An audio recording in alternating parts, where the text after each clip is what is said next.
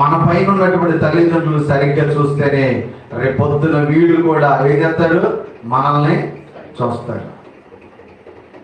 మనం సరిగ్గా చూడకపోతే ప్రియ దేవుని బిడ్డలారా, మనల్ని గమనిస్తున్న మన పిల్లలు కూడా మనకి అదే బొచ్చ తీసుకొచ్చేస్తారు. హల్లెలూయా. మనకి ఏ పాత్రలో, మన తల్లిదండ్రులకి ఏ పాత్రలో అయితే భోజనం పెట్టామో ఆ పాత్రను దాచిపెట్టి కూడా మరి మరలా మన పిల్లలు ఏం చేస్తారు, మనకి అదే పాత్రలో పెడతారు.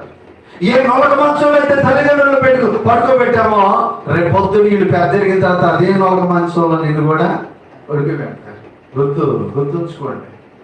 ఈరోజు ప్రియ దేవుని బిడ్డలారా, నీ తల్లిదండ్రులు సన్మానించే స్థితిలో అవమానించే స్థితిలో నీవు బ్రతకొద్దు. తండ్రి ప్రేమ అలాంటిది. కుమారుడు గాయపడతా ఉంటే, కుమారుడు చనిపోతా ఉంటే ఏ తండ్రి కూడా చూస్తూ ఊరుకోడండి. అవసరమైతే ఆ కుమారుడు రక్షణార్థమై తన ప్రాణాలైన